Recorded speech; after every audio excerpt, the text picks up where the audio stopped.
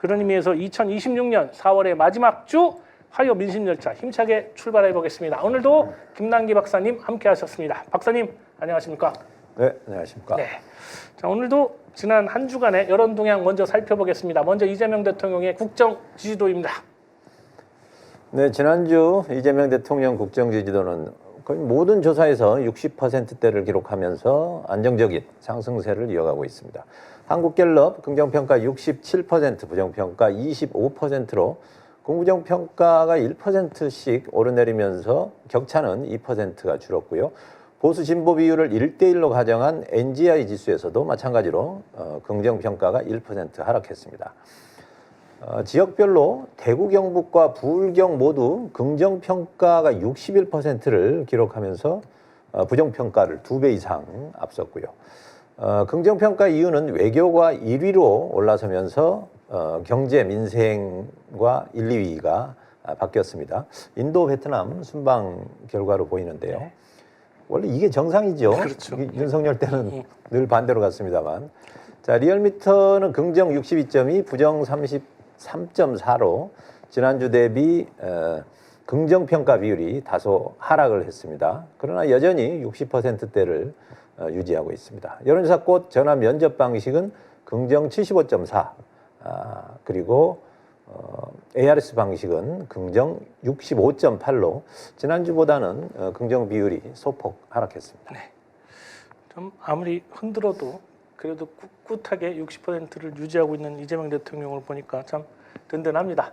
자, 다음은 정당 지지율 확인해 보겠습니다. 네, 지난주 전체 정당 지지율 평균을 살펴보면요. 더불어민주당 51.5%, 국민의힘은 26.1%로 민주당이 25.5%포인트 앞서고 있습니다. 지난주 대비 격차는 1.7%포인트 줄었습니다. 여론조사 꽃 ARS 방식에서 진보응답자 비율이 상당히 많이 줄어서 그런지 민주당 지지율이 좀 하락한 게 지금 원인으로 보입니다. 양당 모두 지금 지방선거 경선 국면이라서 응답률 변화가 좀 큽니다. 그런 만큼 지금 지지율 분석은 좀 신중해야 될 것 같습니다.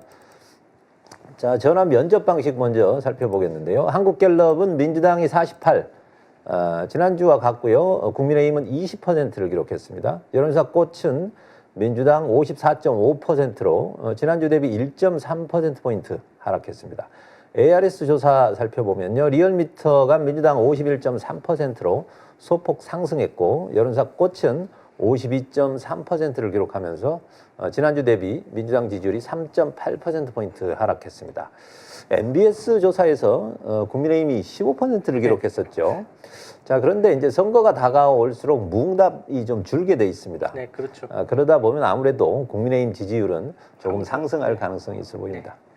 아무튼 뭐 이 국민의힘 15%는 장동혁 거고 한동훈 건 15% 따로 있고 아스팔트에 10% 따로 있어서 합치면 40%다 그러는데 그건 뭐 좀 허망된 얘기인 것 같지만 그래도 지지율이 좀 상승을 하겠죠. 선거 앞두면. 네, 투표율도 많이 차이가 나니까요. 네.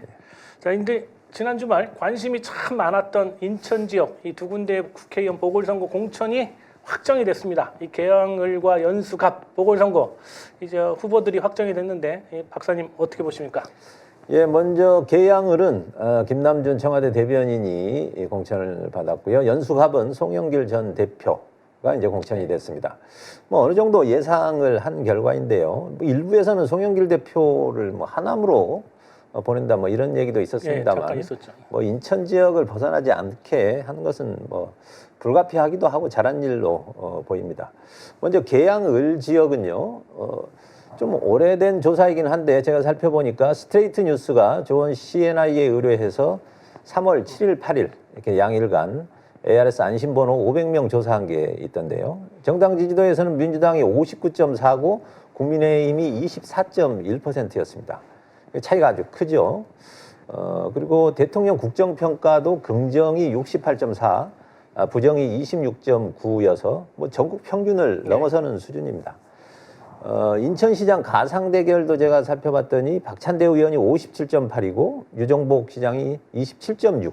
그러니까 30% 이상 차이가 납니다. 더블 스코어. 뭐 여러 가지 이제 상황이 있습니다. 왜냐하면 김남준 대변인이 많이 알려지긴 했습니다만 정치 신인이라고 볼 수는 그렇죠. 있는데요. 오히려 이제 이 과정에서 인지도가 더 좀 올라간 예, 면이 예. 있습니다. 계속 제가 얘기가 볼 이름이 때는 나왔어요. 예. 보궐선거에서 승리는 무난해 보이고요. 연수갑은 최근 여론조사 결과가 있었는데요. 한길리서치가 4월 17, 8일 양일간 ARS 안심번호 615명 조사를 했습니다. 정당 지지율은 민주당 55.3, 국민의힘 27.3, 그러니까 28%포인트 차입니다. 뭐 개양보다 여기가 훨씬 약세 지역, 민주당 네, 약세 지역으로 맞습니다. 알려졌는데 뭐 당 지지율은 그렇게 큰 차이가 없어 보입니다. 양자 대결에서도 민주당 찍겠다는 비율이 58이고 국민의힘 후보 찍겠다가 30이었으니까 정당 지지율과 거의 비슷하지요. 네. 그리고 STI에서 3월 19일, 20일 양일간 701개 조사한 게 있었는데요. 이때 송영길 대표하고 정승현 국민의힘 지역위원장을 직접 맞대결을 시켰는데요. 송영길 47.5, 정승현 36.2. 그러니까 10% 이상 격차가 나고 있습니다. 그 황우려 의원이 거론이 됐습니다만 본인이 불출마를 선언을 했기 때문에 제가 볼 때는 이변 없이 송영길 대표의 승리가 예상이 됩니다만, 그런데 송영길 대표가 뭐 전국 뭐 또 지방선거 지원 유세 다니고 이렇게 하기보다는 네. 저는 이 본인 선거에 집중하는 게 좋아 보입니다. 네. 예. 자, 일단 뭐 두 군데 모두 압승이 예상되는 만큼 기대가 좀 큽니다. 이 다음은 부산 이 북구 갑 하정우 어제 이제 출마가 사표 냈죠. 예, 사표 냈습니다. 출마가 확실시되는 가운데 하정우, 한동훈, 이게 박민식 3자 대결 여론조사 결과도 나온 걸로 알고 있습니다. 조사 결과 소개 부탁드리겠습니다. 네, 어제 뉴스토마토 의뢰로 24, 25 양일간 북갑 거주 802명 대상으로 3자 대결 여론조사가 진행이 됐습니다. 결과를 보시면 지금 하정우 수석이 35.5, 그리고 한동훈이 28.5, 박민식 전 법무장관이 26을 기록을 했습니다. 수치상으로 보면 보수 후보 둘 합한 게 지금 54.5. 네, 과반이 넘습니다. 예, 상당히 격차가 큰데요. 자, 적극 투표층을 보면 좀 재밌습니다. 하수석이 지금 44.3을 받은 반면에 보수의 지금 한 전 대표는 24.8, 박 전 장관 24.6, 뭐 거의 반반씩 딱 갈라가졌는데요. 여기서도 뭐 단순 계산을 하면 보수의 합이 좀 더 많기는 합니다만, 관건은 그러면 이제 한동훈과 박민식 단일화가 가능하느냐. 네. 근데 제가 볼 때는 지금 여론조사 지지율에서는 한동훈이 계속 앞설 걸로 보이고, 반면에 실제 투표장에 가면 박민식이 앞설 가능성이 많거든요. 그렇기 때문에 이게 단일화가 더 어려운 구조입니다. 그리고 혹여 단일화가 된다 하더라도 지금 뭐 단순 합계처럼 되지는 않고 네. 한쪽 후보 안 된 쪽에서 대거 이탈 가능성이 있어서 뭐 이 승부를 뒤집기는 어려워 보입니다. 아무튼 한동훈, 박민식 후보 단일화 이게 좀 변수가 될 수도 있겠다 이런 생각도 듭니다. 자, 이번에는 또 다른 관심 지역인 평택을 지역 여론조사 결과 이것도 분석 부탁드리겠습니다. 예, 어제 평택을의 김용남 전 의원이 이제 공천이 되면서 오자 구도가 이제 형성이 되는 분위기입니다.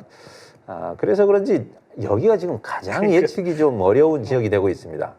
한국사회론연구소 KSY가 프레시안 의뢰로 지난 25, 26 경기 평택시 을 선거구 성인 703명 대상으로 조사를 했는데요.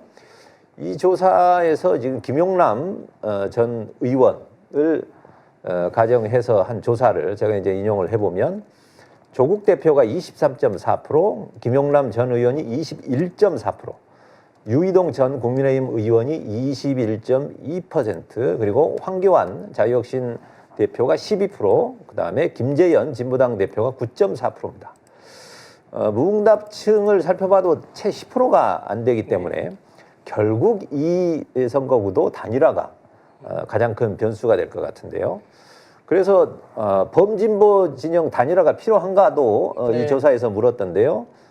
필요하다가 42.5, 필요하지 않다가 38.6인데 아마 보수 진영은 필요하지 않다 이렇게 답한 비율이 많을 거고요. 당연히 진보 진영은 필요하다는 비율이 압도적으로 높았을 겁니다. 제가 전망하기로는 지금 작은 차이긴 합니다만 조국 대표가 1위를 기록하고 있는데요. 김용남 민주당 후보가 조만간 역전 가능성이 높아 보입니다. 아무래도 당 지지율이 워낙 높은 상황이기 때문에 그랬을 때 우선 이 빅2보다 진보당 후보와 네.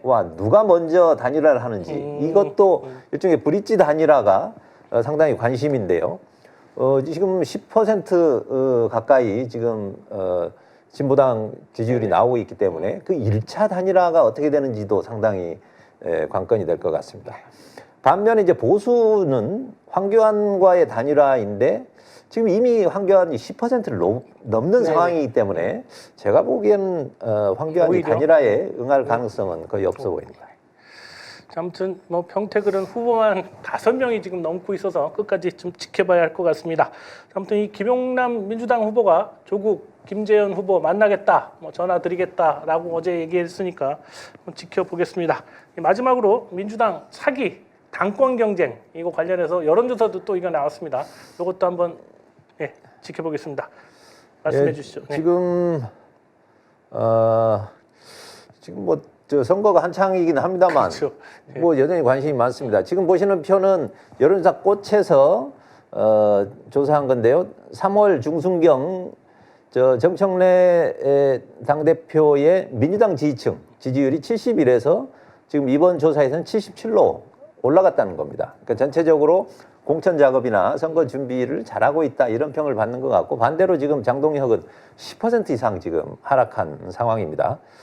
최근 경기일보가 여론조사기관 STI 의뢰로 22, 23 양일간 성인 1000명 조사를 했는데요. 차기 민주당 대표 적합도 조사를 했습니다. 여기에서 정청래 대표가 21.2, 김민석 총리는 15.7%를 기록을 했습니다. 이어서 이제 송영길 전 대표가 12.7, 우원식 국회의장이 10.3, 그리고 김용민 의원이 3.1%를 기록을 했습니다. 중요한 거는 이제 민주당 지지층일 텐데요. 정 대표가 29.6, 김 총리가 21.7, 송 전 대표가 16.1 기록했거든요. 자, 양자 대결로 가정을 했을 때는 지금 김 총리가 34.1로 오히려 조금 높네요. 정 대표가 29.7이니까 양자 대결을 했을 때는 좀 역전 현상이 일어납니다. 그럼 민주당 지지층으로 했을 때도 마찬가지로 김민석 총리가 42.6, 정청래 대표가 40.7. 물론 뭐 오차범위 내기는 합니다만 뭐 이 또 가정을 송영길 대표를 1대1로 했을 때도 뭐 비슷한 현상이 일어날 수도 있습니다. 가장 중요한 거는 이번 선거 결과. 선거 결과가 어떻게 나오느냐에 따라서 정청래 대표의 어떤 연임 여부가 결정될 걸로 보입니다. 자, 아무튼 이 지방선거 후에 민주당의 당권 경쟁도 치열할 것으로 좀 예상되고 있습니다. 자, 오늘 화요 민심열차 여기서 마무리하겠습니다. 김남기 박사님 오늘도 수고 많이 하셨습니다. 네. 자, 김남기 박사님의 저서 이재명 따라잡기 지방선거 전략 매뉴얼 네이버 스마트 스토어에서 구입하실 수 있습니다. 오늘 여론조사에 관한 자세한 내용은 중앙선거 여론조사 심의위원회 홈페이지 참고해 주시고요. 신통할은 내일 아침 6시 30분에 다시 찾아뵙겠습니다. 함께해 주신 시청자 여러분 대단히 고맙습니다.